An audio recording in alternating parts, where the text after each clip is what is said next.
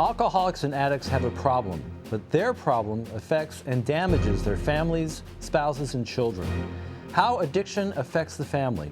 That's our topic as we're set to go live with Call the Doctor right now. Call the Doctor. WVIA's award-winning healthcare program. Moderated by George Thomas. Call the Doctor. Hello, welcome to Call the Doctor, live from your public media studios. I'm George Thomas. Consider this a 22 county-wide intervention, an intervention for the families that suffer in silence. More than 1/2 of adults in the United States have a close family member who has abused alcohol or is addicted to drugs. That's over 1/2, folks. Families of alcoholics and addicts, it's a subject people don't talk about, especially those who are involved. Now, this show will not be about the alcoholic or the addict, but about the families, spouses, and children in that home, what they are going through and how they are effective. And if you don't think you are affected, let me just set you straight right now. You are, and more than you realize. Of course, over the next hour, we'll tell you about the tremendous help there is for you, and there is help, and more than you realize. For those watching that are living in this situation, this isn't going to be an easy show for you to watch. You're going to want to turn away. I'm asking you not to. No one in the family is spared the effect of alcohol or drug addiction. Just trust me. I know what I'm talking about. Stay with us for the next hour and you will get help. Of course, you could join and be a part of the program by dialing that toll-free number on the bottom of your screen, or you can go to our online community at WVIA.org in the upper right-hand corner. You click on the button and you could submit your comments. And by the way, when you're calling in on the toll-free number, if you'd like to be anonymous, that's fine as well. And again, it could be with your comments or question. I'd like to also thank our live studio members that are here with us this evening, and you will be hearing from them as well. Well, we've assembled regional experts and they're ready to help. Let's meet them right now. Our first guest is Dr. David Withers, who practices addiction medicine and serves as the Associate Medical Director for the Marworth Chemical Dependency Treatment Center. That's a part of the Geisinger Health System. Our next guest is Trish Colangelo, a certified addiction counselor and consultant for the Family Focus Program at Clearbrook Treatment Centers. Also joining us is Judge Michael J. Barrace from the Lackawanna County Treatment Court and the National Drug Court. And our fourth guest is Vince Carolyn, a licensed social worker and a certified alcohol and drug counselor for A Better Today Incorporated, and also he's an adjunct faculty member at Misericordia University.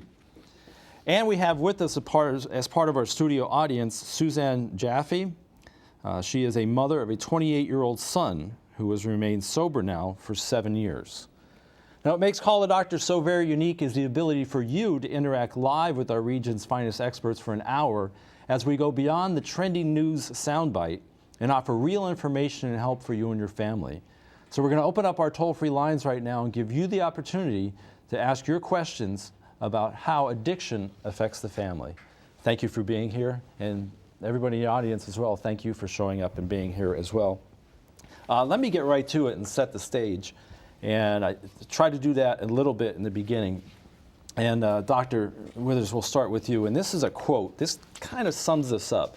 Now, we're not going to make a distinction between an alcoholic or an addict. So those two words are going to be interchangeable throughout the whole 1 hour.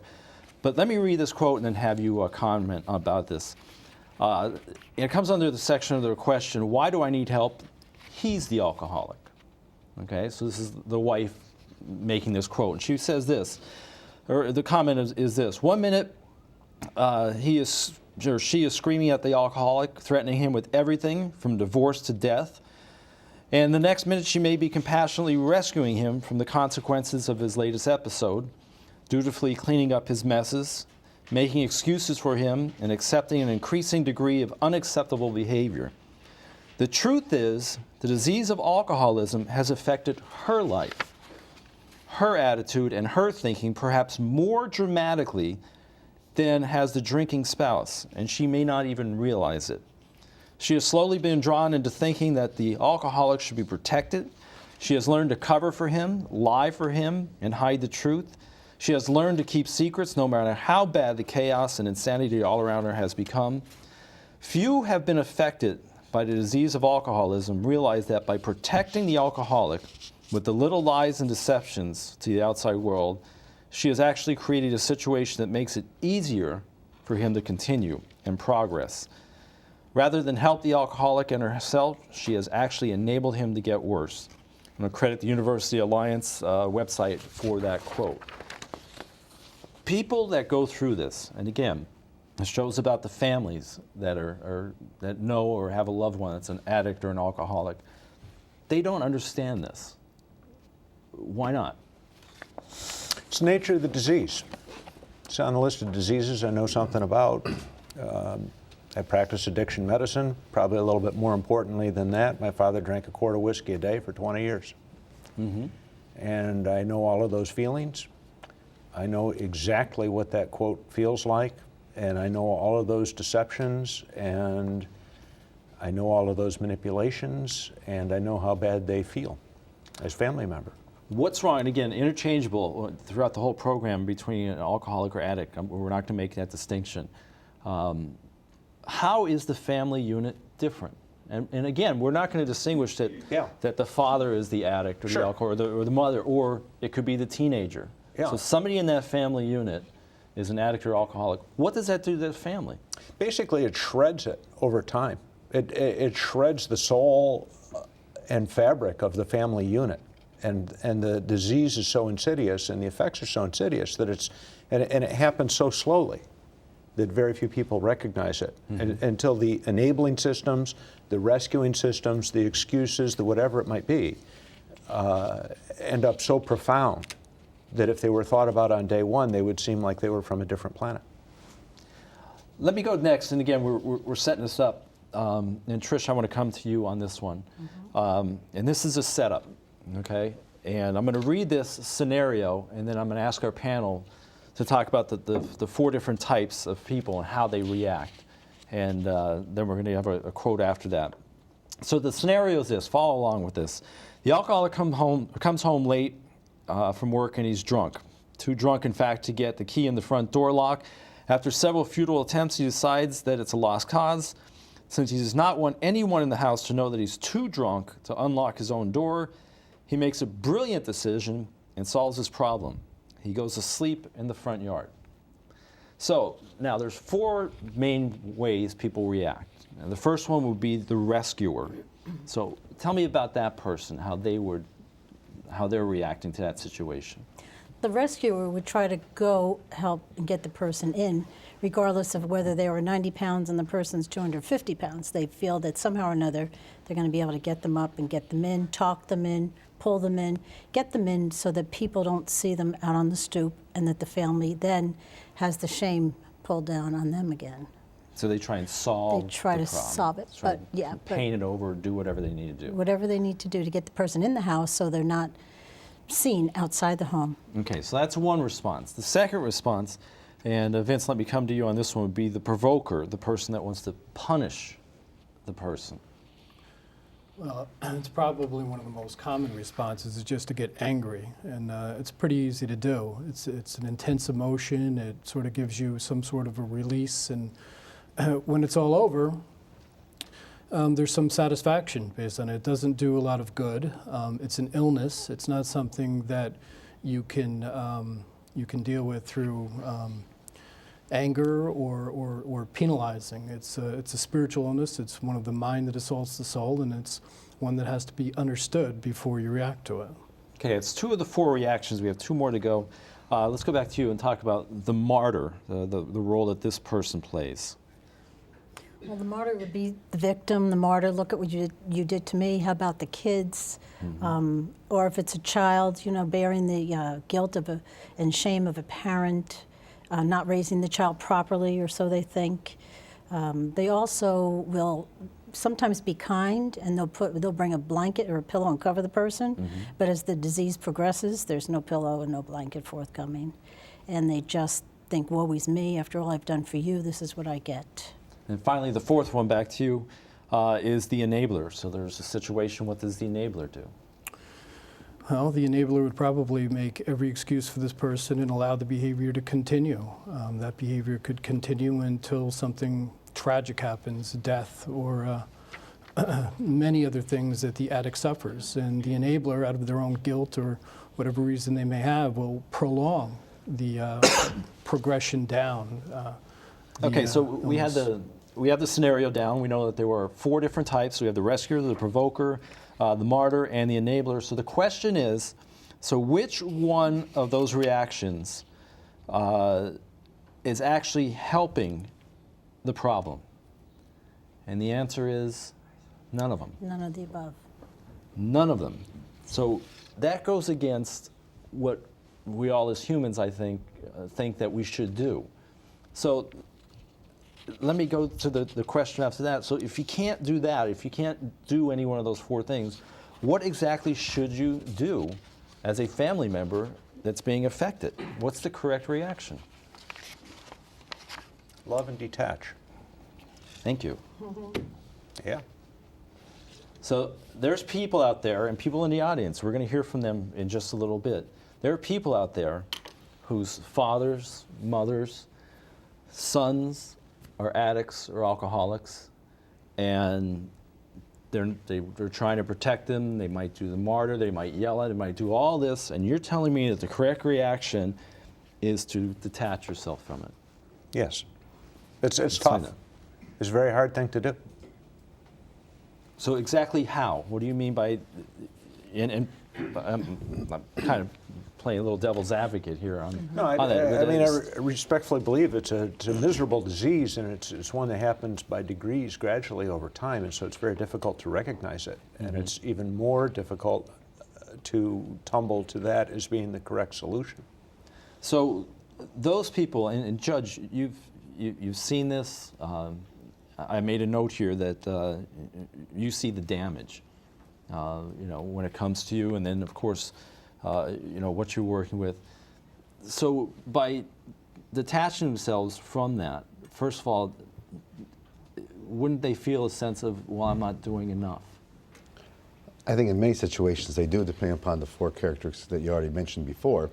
We unfortunately see the enabler in regard to whether it be a mother or a spouse that comes in and he has every excuse in the world as to why the person committed the crime, why they're using. But unfortunately, we also see there's people here tonight in regard to children youth services, the children that suffer, and that the children had to be taken out of the house, and yet the spouse will still support the alcoholic, and not detaching to recognize that it's the children and it's their role in life that they need to take care of, not the alcoholic. And unfortunately, they're not able to make that separation. So while it may look cold, the reality is in life they're not only protecting themselves, but they're protecting their family by detaching with love and just saying, I need to take care of myself, I need to take care of my children, not be cleaning up after his or her mess all the time. And we're going to be coming back to this, by the way, throughout the whole hour. We're talking about detachment, and because obviously that's the correct answer to all this, but it really needs to be explained, because if you're going through that and you just heard us say that's the answer, I know that doesn't make sense right now. So we're going to try, and with our studio audience as well, give you concrete examples to let you know that, first of all, it's not your problem. And as tough as that is, you need to understand that. And Trish, let me come to you. If my father had cancer, I'm going to do everything I possibly can to help him. So if my father is an alcoholic, you're telling me to detach myself. And that would be how you help him. Let him feel the consequences of his behavior. And that is how you help them. And it's a very tough thing to do. But if your dad had cancer, you would take them, for chemo, you would help them. And with the alcoholic, taking them to a bar doesn't help them. Or doing whatever they ask you to do, if it's part of their addiction, is not helping them. And you just really have to identify that they have their consequences, because family members, we have our consequences for our behavior as well. Again, I'm going to keep coming back to that. We invite you to be part of the program. Simply dial that toll-free number on the bottom of your screen, and you could be part of the program, or go to WVIA.org where you could sign on and you could submit your comment or question, and we'll have that for you. Let's right now go to our studio audience. We have Joe, and we have our first person. Hello. Hi. Introduce yourself, please. My name is Suzanne Jaffe, and I am the parent of a young man who has been sober for 7 years, and very pleased with that. But I've been in a recovery program myself as a family member for 11 years, so the timing doesn't always coincide. When the doctor said love and detach, it brought me right back 11 years ago when that was suggested to me. As a parent, I can say that I brought my son home from the hospital knowing that my job in life was to keep him alive and safe, and I did that every step of the way. When he walked, when he took his first steps, when he slept at night, I watched his little chest go up and down. And then all of a sudden I found out he had a drug addiction, and someone said, now you just have to leave him to his own devices and let him find his own recovery. That was the scariest moment of my life. I don't think I really got that. I know I didn't get that. I didn't get that for 3.5 years. He managed to stay sober for 3.5 years by the grace of God, and then he relapsed. When he relapsed, I realized at that time that I could do nothing else. I had tried everything. You know, you spoke about those 4 phases of the woman whose husband was asleep in the yard. I was that mother. You know, the one thing you didn't say was as soon as you hear the door in the lock, you're sitting in the living room waiting for him to come home, you open the door. But that's what, as a mother, I did. I just anticipated every need, and I fixed everything.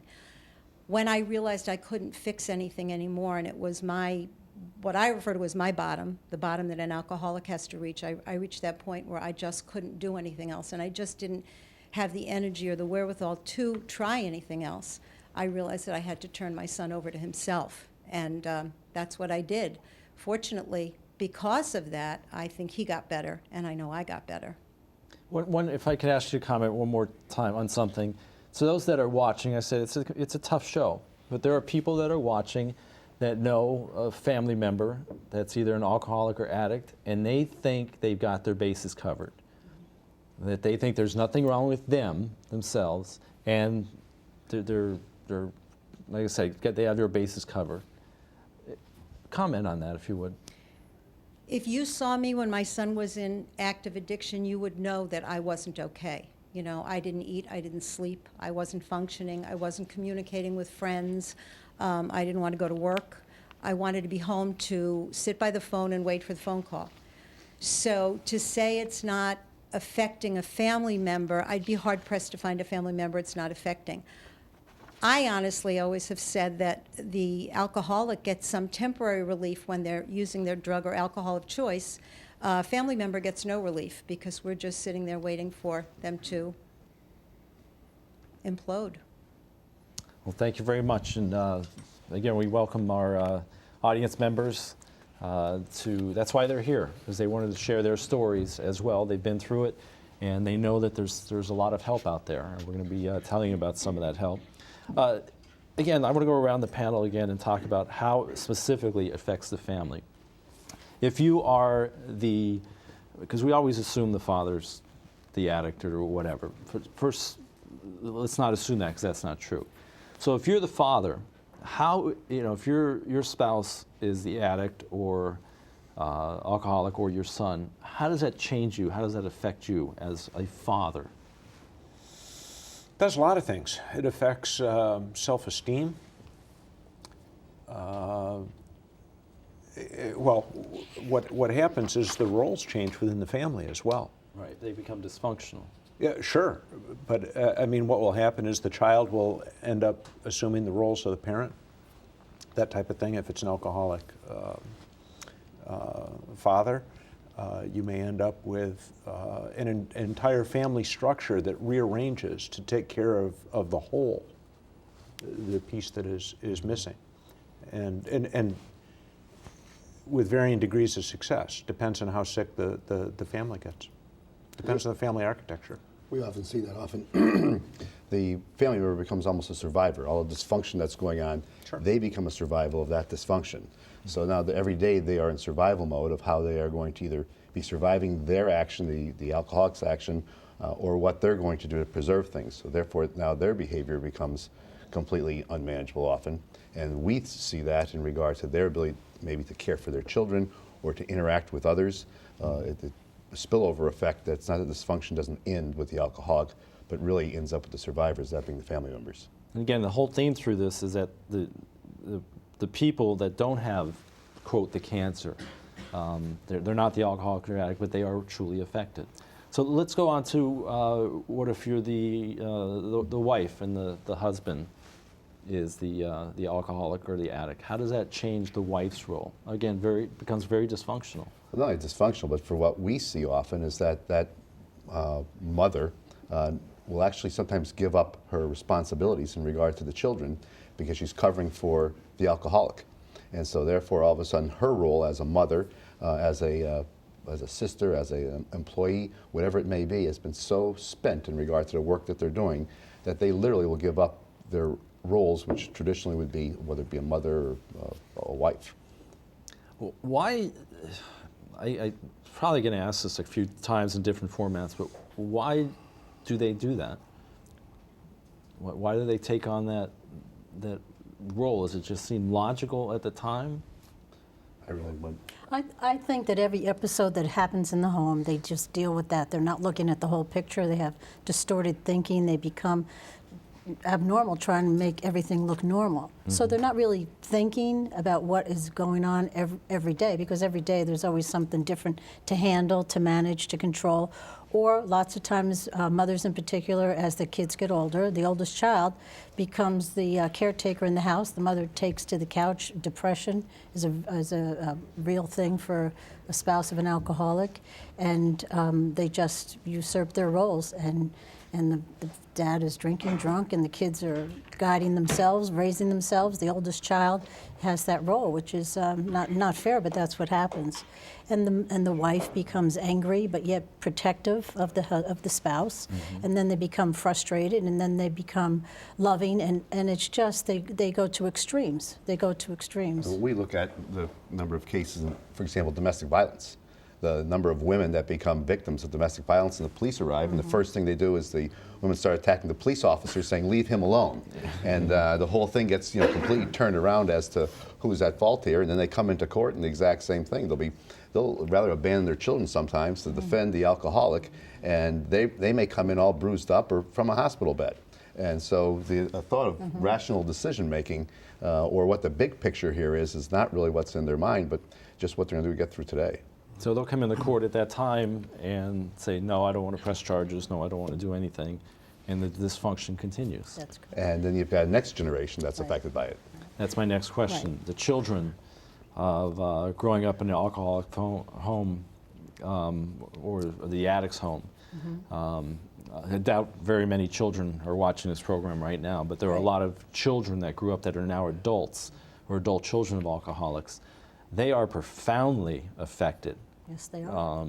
And they don't know it. Mm-hmm. How are they affected? Well, 7 out of 10 children of alcoholism are affected, and they'll repeat the behavior. They'll either become an alcoholic, marry an alcoholic, or both. The other 3, they don't get off scot-free. They think, they wind up perfectionists, workaholics, angry adults. I deal with a lot of adult children of alcoholism, and they're very angry. They're perfectionists, and they not only demand it from themselves, but they demand it from everybody else. Because when they came from a family of alcoholism, they said, "That will never happen to me. I'll never be like him. I'll never be like her." And when they find out that they're in that same exact situation, mm-hmm. they get pretty angry. And unless they deal with that and get some help and healing for that, they stay angry, which is sad. We're going to take a question from the audience, then we're going to go to our phones. And again, we invite you to be part of the program, either by calling that toll-free number on the bottom of your screen or going to our website at WVIA.org, and you can submit your question there. Please do not turn away, because we still have not even talked about what type of treatment there is, and there is a lot of treatment for the families, spouses, and children that are growing up or that are in this situation. So please, don't turn away. Let's go back to our audience. Please introduce yourself. I am Nick Colangelo, and I am a living statistic of everything that's being discussed up there. I was a child, 9 years old, and what we're not talking about is how a child gets frightened and how that fractures the developmental system. and how the imagination puts the life together as a child of an alcoholic. I'm also statistically the person who became an alcoholic, and as a perfectionist, and as an overachiever, and as everything else. And the good news is that there is hope through information and through assistance and what we call treatment, to where people can be restored, and the damage of early childhood can turn into assets. I know there's a lot of books out there. Is that the way you found help, or did you seek treatment? Books, I wasn't looking for an answer. I was too busy fighting with everybody over everything. And once, and I think it's fair to say that the alcoholic in my life became sober when I was 9 years old, but no one ever talked about it. There was no information sharing. There was just the stopping of the drinking. And then there was the dysfunction of the household and the separation of all the members of that family, not making contact, not talking about it, not talking about a solution, and moving on with their lives. And then the discomfort or the pain that I had, not known to me, was relieved greatly once I drank alcohol. And then I became alcoholic and began a process of suffering consequences and asking for help from other people, but not willing to do what was suggested, and eventually wound up receiving treatment, the proper information, the proper education, and then the willingness to follow the instruction, and then the solution presents itself. Well, thank you for being here, and thank you for sharing that. That's what we want. And again, folks, these people are here of their own free will, and they are letting you know that there is help out there, that you are affected, but there is help out there. Let's go to our phones right now and take our first phone caller. And this person would like to be anonymous. That's fine. And this person is calling from Scranton. Go ahead and welcome to Call the Doctor. Hello. Hi, go ahead, please. This is not a question. It's just a statement, if you have a little bit of time, okay? Sure. I have two sons. They were born 9.5 months apart. They are now 44 years old. My oldest, whose name I won't mention because he's been in Marworth, and he's been to Clearbrook, and he's been to Choices, okay? He started doing heroin in his late teens. He eventually ended up in New York City. He thought he was very funny, went to be a comic, and he got heavily into heroin. He sold dope for a Chinese gang where he was supposed to make $25,000. It was a sting. He was arrested, federal charges. He did 9 months in a federal boot camp in Mineville, New York. When he came out, he came to Pennsylvania for clothes, myself and my family. I mean, he didn't want to wear the prison work boots and that kind of deal. And he looked wonderful. That's the healthiest I've ever seen him. That was 13 years ago. He is an official missing person. It's all with the FBI. I did everything that I should have, 13 years. Okay, son number 2 went into the Army trying to get away from dope in the small town here in Lackawanna Valley where he lived. And he served proudly in special ops in the Middle East. When he came home from the Army, he had been stationed at Fort Sill in Oklahoma, so he stayed there. I never had a permanent address or phone number for him. I would have to wait for him to call me. In the summer, this past summer, I got a phone call from his ex-girlfriend telling me he was in trouble. And I said, what do you mean by trouble? Well, he'd gone from 175 pounds to 140, and he was really, really hooked real bad on meth. And the last she heard was that he checked into detox, and then he checked himself out after 3 days. My comment is drug addiction takes your soul. It just, there aren't words. These kids were altar boys, and they were Cub Scouts, and they were honor students, and they played football. And dope kills. And that's my comment. Thank you very much. Thank you for calling in. Thank you. Let's go to any comments on I think one of the things that was mentioned there in regard to the one that was arrested, awfully hard to say this to family members, but sometimes an arrest is the best thing that can happen to an addict or an alcoholic. It actually not only arrests their conduct, but it arrests sometimes their addiction at that spot, at that point. And at that point, as was mentioned before, then there is the help that can be accessed. So the thought of somebody being arrested, while many family members say, that's horrific, I want to protect my husband or my daughter, there's a number of families that actually call up the police and say, you have to stop my son or daughter because they're going to die if you don't do something. Because they're robbing from everybody, they're using every day. So the idea of somebody being arrested, well, traditionally we'd say that's a terrible thing for my family member. In this particular case, when we're talking about addiction and alcoholism, sometimes it's the only way in which you're going to be able to stop that person at that point in time. Again, we're already at the halfway point. I want to show you some slides where you can get some more information, and then we're going to reintroduce our panel members, and we're going to talk about in specifics where you can get what type of treatment there is. Again, this is not for the alcoholic or the addict. This is for the family members. First of all, Clearbrook Treatment Centers. Just do what I do, folks. Google it. It's a lot easier. Clearbrookinc.com, and they got a great program. We're going to hear about that. Lackawanna Susquehanna Office of Drug and Alcohol Programs. Again, we're going to hear from Judge Varese on that one. Better Today, Inc., and we're going to hear about that from Vince in just a second. And also Geisinger Health System with what they have with their treatment centers, which is the Marworth Chemical Dependency Center. Let me reintroduce quickly our panel members that we have during this program.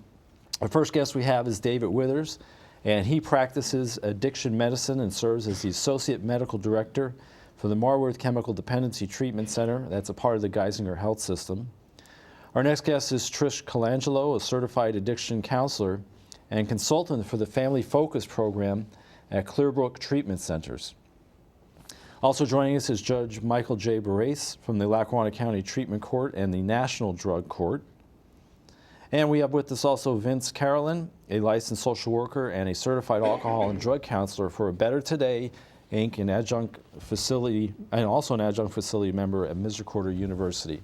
Again, for the remainder of the show, if you'd like to be part of it, simply dial that toll-free number at the bottom of your screen, or you can go to our online community at WVIA.org, and you can submit your question there.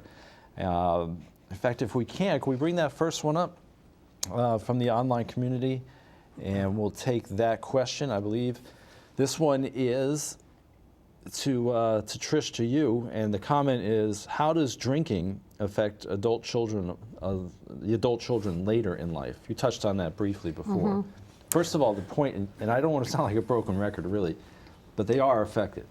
Definitely are affected. Sure. Nobody skates. Nobody gets away. Everybody has very long tentacles, alcoholism, and it goes through generations. Adult children of alcoholism, they go one or two ways. They go completely, I don't want to be near anybody who drinks. They don't marry anybody who drinks. They raise perfect children, and they're more than willing to tell you that. And then you have the other one who says, well, I'll never be like him or her, but they become exactly like that person. I always say to the people that I deal with, take a look. It's Russian roulette. If you have alcoholism in your family, it's Russian roulette. Ask yourself how important that is to have that drink. And if it's that important, then maybe you need to check into Clearbrook. But it's very often they get very rigid, and everything about them is angry. Their drug of choice is anger, and they just really go through life very irascible, critical, irritable, and then it passes to the next generation.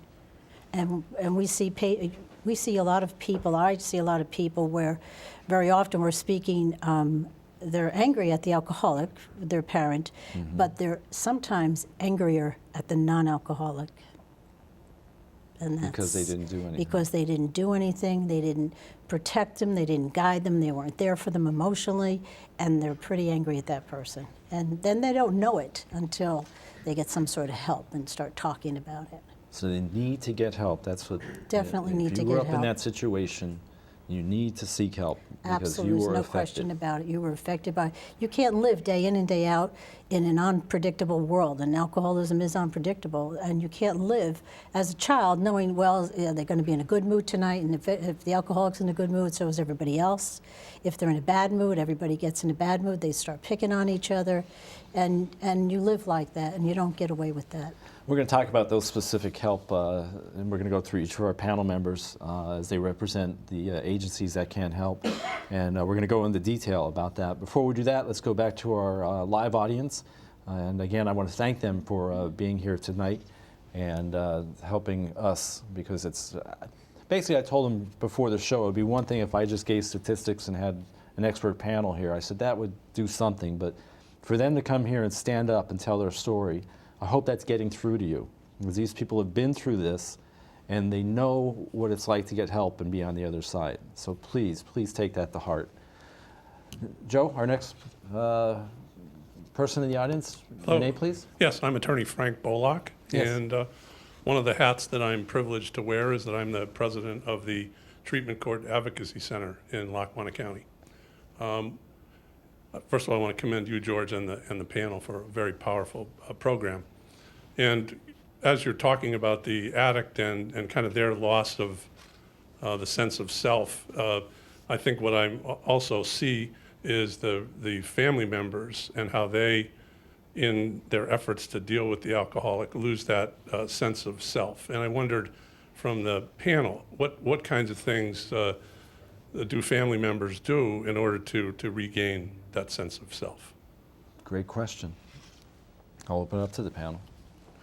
I would say the single best thing to do would be, number one, recognize it, and then number two, avail oneself of 12-step self-help like Al-Anon and Al-Anon for children. I think depending upon how severe it is, for themselves it might be going to Al-Anon or Al-Anon, but often, depending upon if other family members are in jeopardy. It's amazing how many times we have cases in which mothers or fathers are driving the car drunk and the children are in the car, or Sure. the child is going to score drugs and they have an infant in the car, and yet the grandmother being the caregiver of the grandchild is not doing anything, knowing that her child is going to now drive away with this child. So there's many things besides just self-help in regard to what you need to do, but also in regard to reaching out so that others are protected. Yeah. Let's go through that. I'm sorry, Vince, you wanted to... I was going to say, sometimes it's just taking action. If you hear what Frank is saying, just sitting down with somebody and giving them an opportunity to talk to you and say, this is happening in my life, and just seeing the relief come across them when they understand that there is hope and there is a potential solution.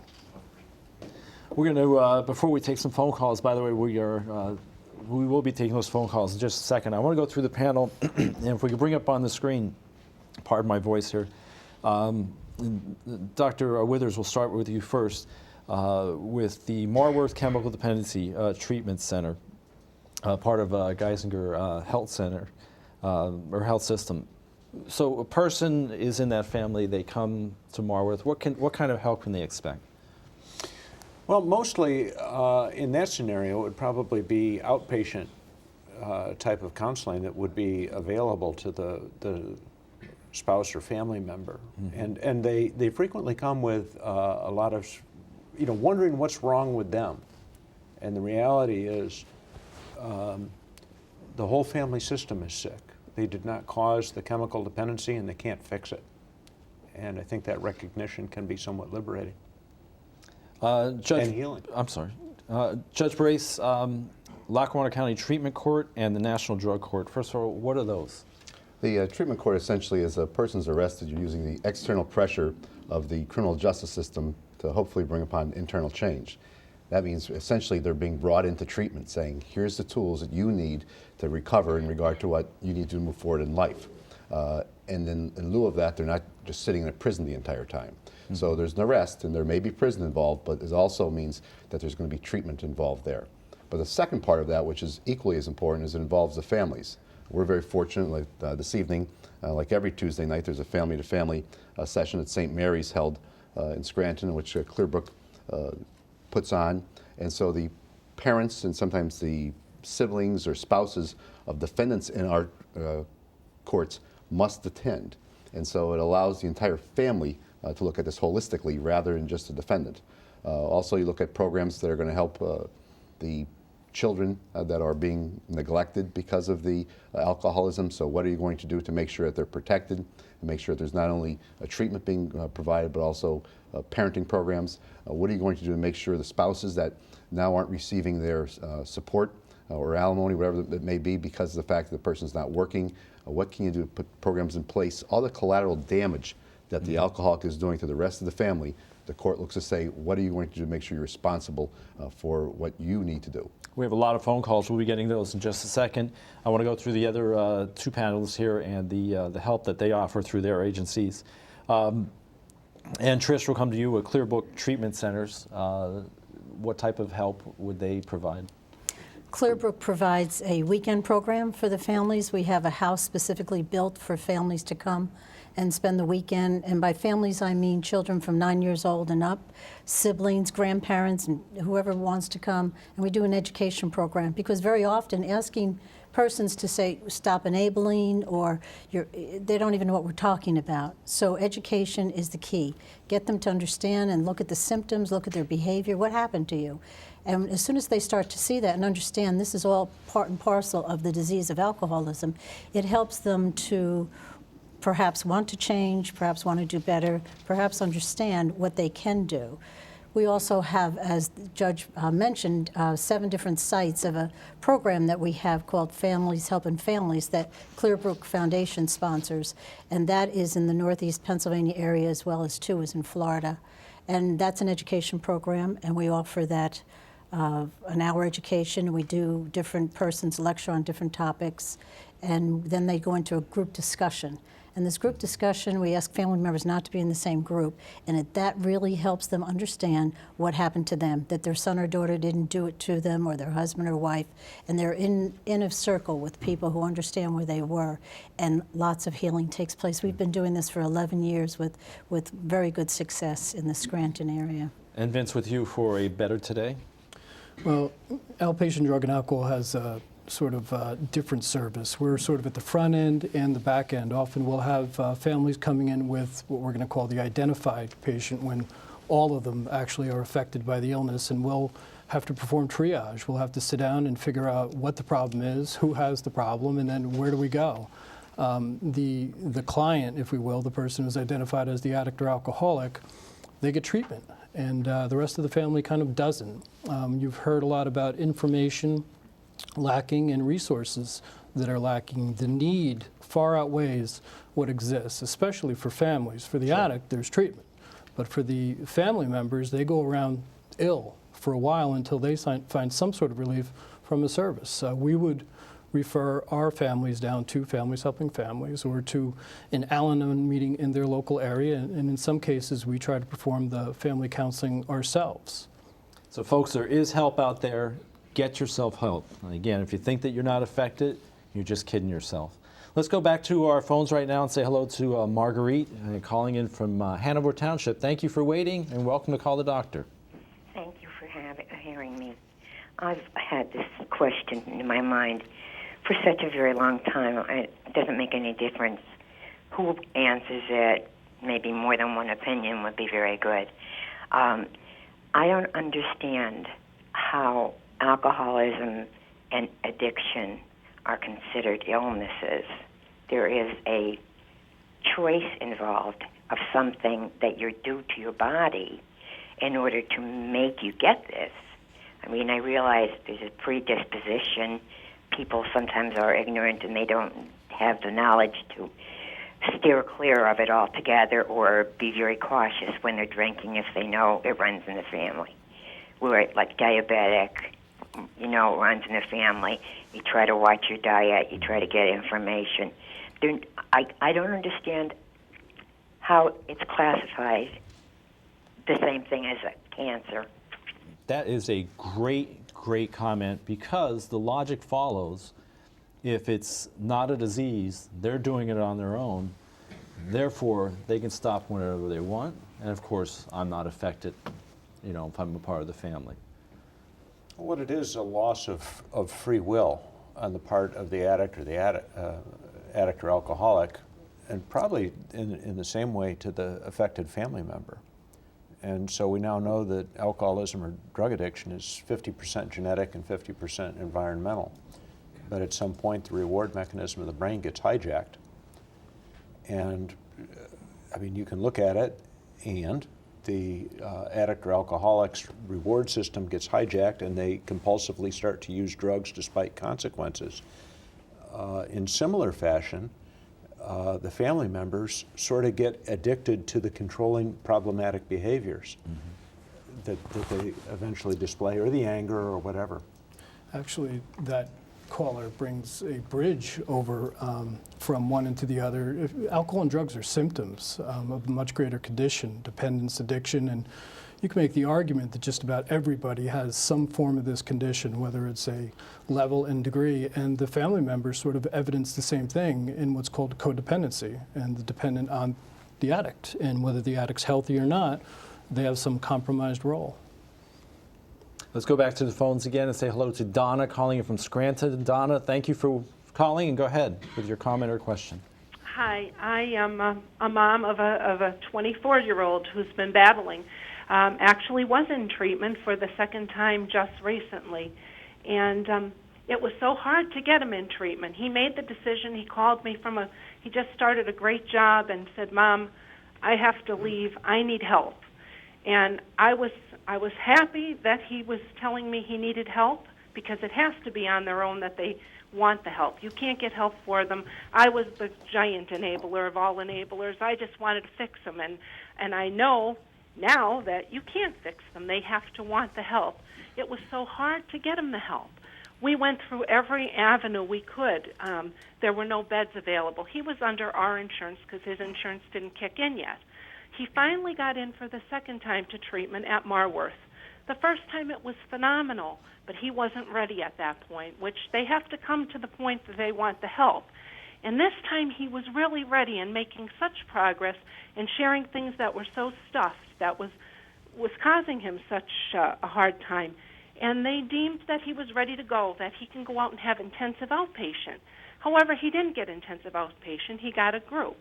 I'm thankful to God that he is doing what he needs to do, but in the height of his addiction, they'll steal, they'll rob, whatever they have to do to get the money to get that fix. And to Marguerite, they don't want to be addicts. It starts out getting high at first, but then they actually need the drug so they don't get sick, because they're that dependent on it. They need it just to not feel sick anymore. So now that he's going to meetings and doing all he has to do, this I guess is to the judge. He's got to do for what he did in his drug use. He's got to confess to what things he did do, which now he just started a good job. He has a little baby, and he's, going to meetings and on the right track and going to the outpatient. And it's just scary because it could ruin his life. To go into jail now is going backwards, but people don't realize, he was a good boy. He is a good boy. He's a wonderful, wonderful person who got hooked on this opiate. And anybody, it could happen to anybody. I just want people to know it could happen to anybody. And I was an enabler, and I just wanted everything to be okay. But I know now that it's out there, and I work in the health field, and I see how easy it is for people to get addicted to drugs, and they don't even know, how bad it could get. I thank you, and I just ask, what advice would I have? I just don't want to see him go backwards, but what about insurance? Why did they let him go? Who decides that they're to go? And, it's so hard. I know that things change with insurance, and it's different now, but I don't think the help is that easy to get as we think it is. So I don't know if there's any avenues or any advice for me as to what he could do. He is going to meetings regularly, once a day, and knows Donna, now. I'm sorry, I need to cut you off there. First of all, thank you very much for calling in, but we have other callers and comments. If you'd like to answer her I question. think there's some great points that Donna made. First of all, treatment is not always available to everyone. Right. It's very difficult. We have great treatment providers here at the table. We have great treatment providers here in the audience, but often accessing it's very difficult for families and for individuals.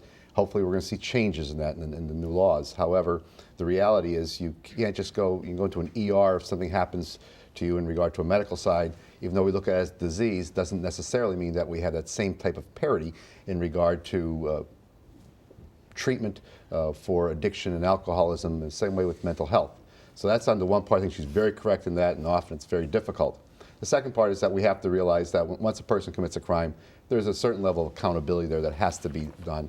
A person that's truly in recovery and doing it realizes that there's that accountability. We try to take in as a mitigating factor in regard to their sentencing, if they're doing what they truly are trying to do in regard to recovery, to mitigate their sentence so it won't be as great. But as everyone's probably aware, at the time of sentencing, everybody finds God and decides that it's going to be a holy day and not necessarily embracing religion for the right reason.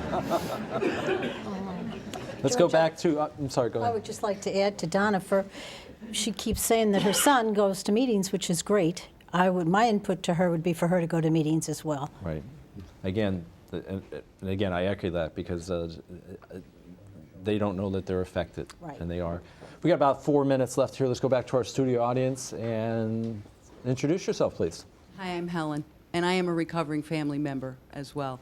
George, thank you very much for putting this panel together. It's really important for the community, and one thing that I want to say is that there is help, and I personally have received that kind of help. I've experienced the horror and the heartbreak of alcoholism for generations, and although neither one of my parents were alcoholic, my grandparents, extended family, and there has been a lot of death, including the death of my beautiful sister.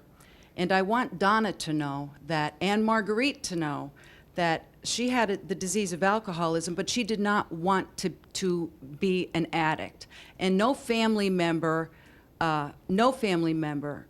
wakes up and says, you know what, I think I'd like my son or daughter to be an alcoholic today. So my point is that I'm just grateful that you're removing the stigma and that there is help out there, and I really want to thank the panel. You've done a great job. Thank you. Thank you. Let's go back to our phones very quickly. We've got 2 minutes left. Tony from Old Forge. Tony, welcome to the program. Your comment or question quickly, please. Yes. I have a 24-year-old son that he was a prodigy of my husband and I when we got divorced. And then he went on drugs. And I said, he blamed me all the time because I got divorced and it's my fault and the denial. And then so he made me feel guilty, and I gave him a place to stay. And then, like, he stole things that were there and took advantage of the situation. And then I had him kicked out by the police. Would it have been better if I had him arrested to leave my premises for stealing things and doing that? Because now he's out, and now I don't know where he is. And to get him into that program, as Mr. Bray said, sometimes it's better to get them in trouble and then start them off and then let them realize it in that manner. But better if I had him arrested? Tony, thank you for that question. Answer very quickly, please. There really is no magic answer for all that. Hopefully we can get somebody into treatment, preferably that's the way to do it. But sometimes there's some hard love, as we know, and that involves if a person truly is devastating the family by stealing and then hurting people, then you need to really arrest the individual's conduct, and by that might be a criminal charge. If they're successful and they truly want treatment afterwards, those charges are dismissed. We are fortunately out of time. I talked to the studio audience before the program started, and I told them simply this.